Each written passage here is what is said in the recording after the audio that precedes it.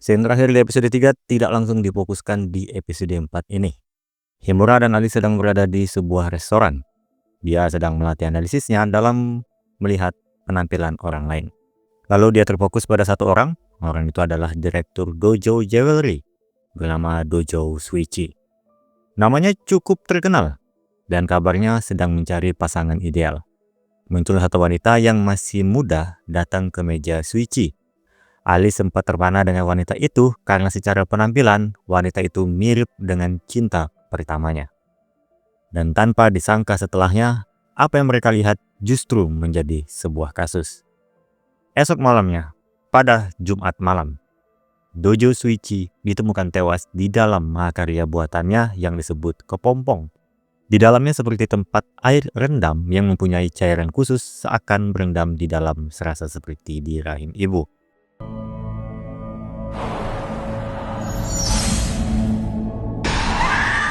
Yang menemukan korban adalah wakil direktur bernama Dojo Suji, dan dia sekaligus adik korban dan juga sekretaris direktur Sagio Yuko.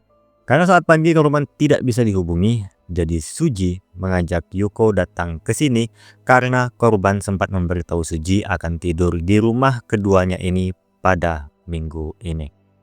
Meski begitu, mereka berdua tidak lepas sebagai tersangka. Berdasarkan informasi yang didapat Ono, ada desas-desus kalau Shuichi mempunyai hubungan spesial dengan Yuko.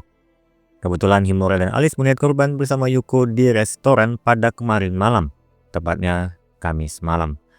Tapi ada rumor lainnya kalau Yuko memiliki hubungan dengan Nagaike yang merupakan desainer perusahaan ini. Sebelum memulai penyelidikan lebih, Himura mengingatkan Alice jangan membawa perasaan pribadi pada penyelidikan ini. Karena kemungkinan Yuko bisa menjadi pelaku pada kasus ini.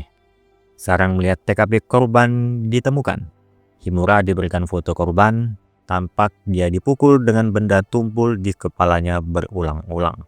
Waktu kematiannya diperkirakan sekitar jam 11 Kamis malam sampai jam 2 Jumat dini hari. Untuk senjata membunuhnya belum ditemukan. Lalu ditemukan terdapat bercak darah di area sekitar.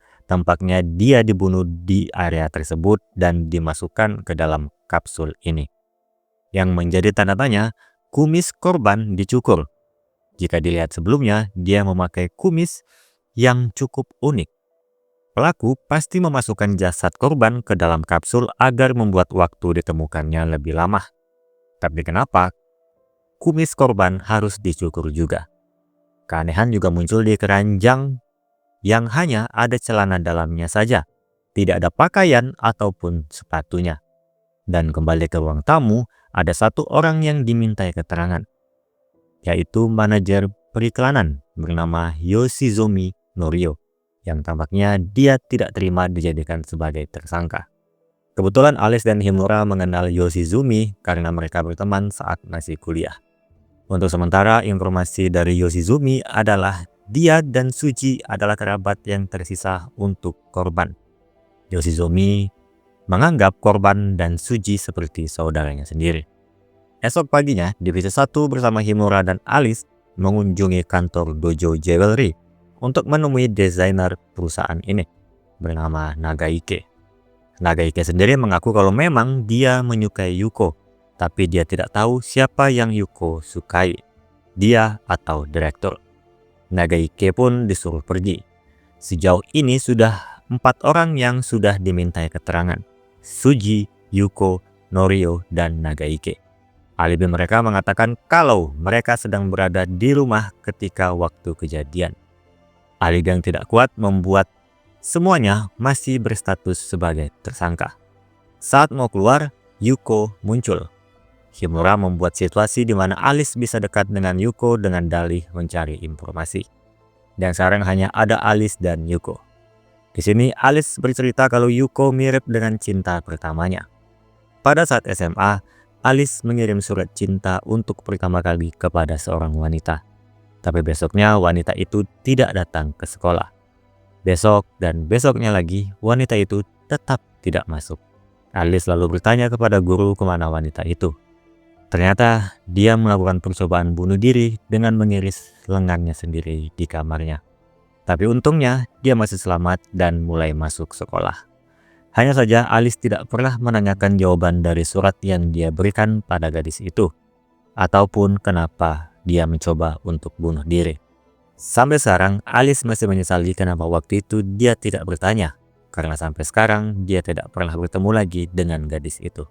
Yuko sempat tersentuh dengan cerita Alice, tapi tiba-tiba ada telepon masuk dari Yoshizumi. Dia meminta Alice dan Himura untuk menemuinya karena ada yang ingin dia tunjukkan. Sampailah menemui Yoshizumi, dia menunjukkan pakaian miliknya yang penuh dengan darah. Tapi dia sendirilah yang menyembunyikan pakaian itu di loker pada malam kejadian. Dia ingin mengatakan kalau bukan dialah yang membunuh Shuichi. Meski begitu, dia tetap akan dibawa ke kantor polisi. Di ruang integrasi, Yoshizumi menceritakan kalau pada malam kejadian, dia dipanggil Shuichi ke rumahnya. Tujuannya adalah untuk mengecek desain poster untuk promosi pada musim semi. Dia datang pada jam 11 Kamis malam. Saat itu, posternya dikritik oleh Shuichi. Jadi, dia disuruh Shuichi untuk masuk ke kapsul untuk menenangkan pikiran. Saat dia masuk ke kapsul, saking nyamannya dia sampai tertidur. Dan pada saat terbangun, dia sudah melihat pakaiannya sudah penuh darah di keranjang bajunya.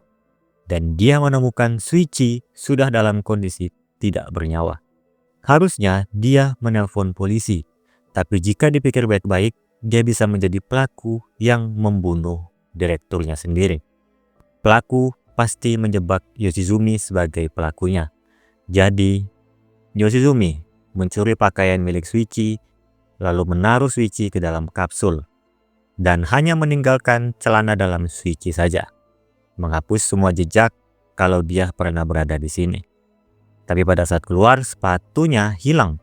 Tanpa berpikir panjang, dia tidak memperdulikannya dan langsung pergi. Meski begitu, cerita Yoshizumi tidak bisa dipercaya Nabeshima dan Sanashita. Cerita yang seakan dibuat-buat. Ono yang berada di luar pun berpikir demikian, tapi tidak dengan Himura. Saat ini mereka tidak punya dasar untuk mengatakan cerita Yoshizumi adalah kebohongan. Dan tepat pada saat itu, Nabeshima mendapat telepon dari tim Divisi 1 yang menemukan senjata pembunuhan 500 meter dari TKP, di mana ada 2 pasang sepatu. Satu milik Shuichi dan satunya milik Yoshizumi. Lalu Norio ingin melihat senjata pembunuh Shuichi, yaitu sebuah patung Dewi. Yoshizumi tahu patung itu. Pemiliknya adalah Nagaike. Dia pernah pergi bersama Nagaike dan Shuichi ke Toba dan Nagaike membeli patung itu di sana. Sampai ke tempat Nagaike, justru dia mengatakan itu bukan miliknya. Dia mengambil patung Dewi miliknya sendiri. Patung itu adalah patung buatan tangan. Bentuk mutiara yang ada di matanya akan sedikit berbeda. Nagaike yakin kalau Yoshizumi mencoba untuk menuduhnya. Dia tampaknya tidak suka dengan Yoshizumi. Mereka berdua saat ini sedang mengerjakan poster iklan untuk musim semi. Tapi gara-gara Yoshizumi, mereka harus mengulang lagi desainnya dari warna latar. Kemudian di rumah Himura, dia mendapatkan telepon yang terhubung dengan tim forensik dan Sanashita. Dari analisa, patung Dewi yang ditemukan cocok dengan bentuk luka pada korban. Tidak ditemukan sidik jari pada patung itu yang berarti dibersihkan secara sengaja. Di sisi Sanashita, dia berada di toko yang menjual patung Dewi itu. Patung buatan tangan tersebut hanya berjumlah 2. Satu dibeli oleh Nagaike dan satunya berdasarkan kesaksian pemilik toko dibeli oleh seseorang seminggu lalu.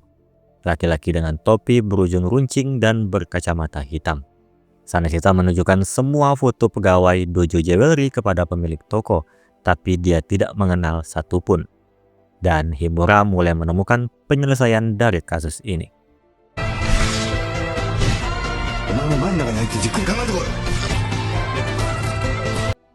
Pindahlah sekarang di rumah kedua Shuichi, tempat di mana dia dibunuh. Dikumpulkanlah 4 orang tersangka, Yuko, Suji, Yoshizumi, dan Nagaike. Himura akan memberikan deduksi dalam wujud imajinasinya sambil menyuruh 4 tersangka mengikuti deduksinya.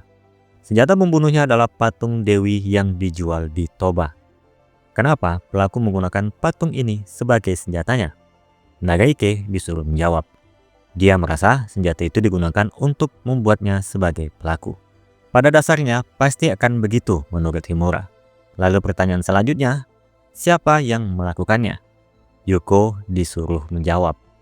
Tapi dia menjawab tidak tahu sama sekali. Himura lalu melanjutkan dengan menunjukkan sebuah foto.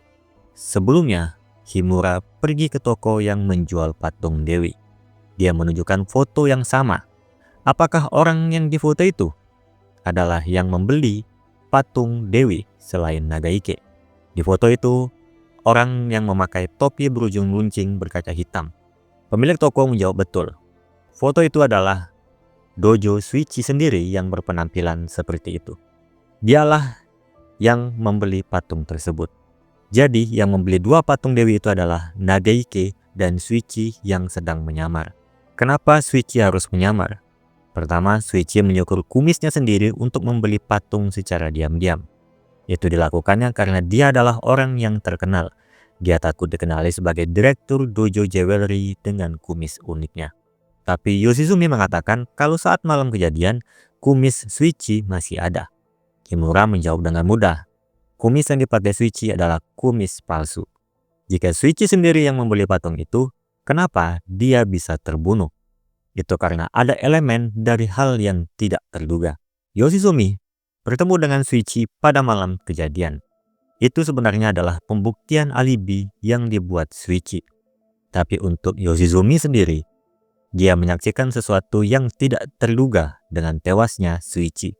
Harusnya pada malam itu, Shuichi akan memanggil satu orang lagi untuk menemuinya selain Yoshizumi. Orang itulah yang akan dibunuh oleh Shuichi. Siapakah orang itu? Yuko sempat memotong, bukankah deduksi Himura saat ini hanyalah imajinasinya saja? Himura lalu hanya tersenyum. Dia punya cara yang bagus untuk mengidentifikasi pelaku. Shuichi memanggil Yoshizumi untuk memeriksa desain poster tepat di malam dia terbunuh. Kemudian pada saat Yoshizumi kabur, dia juga pergi membawa poster yang direvisi oleh Shuichi. Artinya, belum ada yang melihat poster itu kecuali Shuichi dan Yoshizumi sendiri.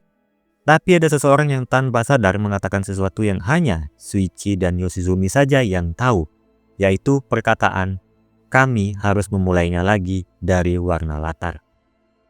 制作している春のキャンペーンのポスターだってベースの色からやり直す羽目になってしまって。 Yuko masih saja memotong seakan melindungi pelaku sebenarnya. Tapi pelaku menyuruh Yuko untuk berhenti. Nagaike mengakui kalau dialah yang membunuh Shuichi. Himura mempersilahkan Nagaike untuk menceritakan apa yang sebenarnya terjadi. Pada jam 11 Kamis malam, Nagaike dipanggil oleh Shuichi tanpa tahu kenapa dia dipanggil. Tapi dia merasa Shuichi akan membicarakan soal Yuko. Jadi Nagaike akan berkata secara jujur kepada Shuichi tentang hubungannya antara Nagaike dan Yuko. Saat Nagaike masuk ke dalam, dia melihat poster yang dibuatnya direvisi oleh Shuichi. Saat itu, lewat pantulan kaca, dia melihat Shuichi di belakangnya seakan ingin menyerangnya. Dia mengelak dan terjadilah perkelahian antar mereka berdua. Shuichi ingin membunuh Nagaike karena ingin merebut Yuko darinya. Nagaike yang tidak punya pilihan lain dan ditambah cintanya dengan Yuko, dibunuh atau membunuh. Dia memilih untuk membunuh Shuichi saat itu. Dia lalu masuk ke ruangan kapsul, melihat pakaian di keranjang yang tidak asing. Dia yakin itu milik Yoshizumi yang sedang berada di dalam kapsul. Jadi, sekaligus dengan dia tidak suka dengan Yoshizumi, dia membuat kondisi untuk menjebak Yoshizumi. Tapi yang dia bingung, kenapa Shuichi membeli patung dewi yang sama seperti dirinya. Himura menjawab, Shuichi membutuhkan patung itu untuk sebuah trik. Alice dipersilahkan untuk menjelaskannya. Sebenarnya, rencana awal Shuichi adalah untuk membunuh Nagaike, lalu dibawa ke rumahnya sendiri dan meninggalkan patung yang dia beli dan membawa patung milik Nagaike. Dengan itu, Nagaike akan terlihat seperti diserang seseorang di kamarnya sendiri. Lalu di waktu kematian Nagaike, Shuichi akan kembali ke rumahnya di mana Yoshizumi akan menjadi bukti alibinya. Pertanyaan selanjutnya adalah kenapa Shuichi ingin membunuh Nagaike? Itu karena dia sadar tidak bisa bersaing memperebutkan Yuko. Motifnya adalah kecemburuan kepada Nagaike. Tidak ada yang percaya dengan motif sepele seperti itu. Tapi bagi Suji, untuk kakaknya itu adalah masalah yang besar. Yuko adalah perempuan yang spesial bagi kakaknya itu. Kasus pun selesai. Nagaike akan tetap diproses secara hukum meskipun ada indikasi usaha pertahanan diri. Kemudian, di rumah Himura, dia menyampaikan ke Alice kalau dia dilihatkan foto Shuichi saat kecil bersama ibunya. Kenapa Yuko adalah perempuan yang spesial bagi Shuichi? Karena ketika melihat Yuko, Shuichi seakan melihat ibunya sendiri. Lalu, Himura menanyakan ke Alice, apa yang Alice lihat pada Yuko? Apakah seperti melihat cinta pertamanya dulu? Alice menjawab tidak. Itu hanya cerita lama yang meninggalkan kenangan pahit. Tapi itu juga yang menjadi alasannya menulis novel sampai saat ini.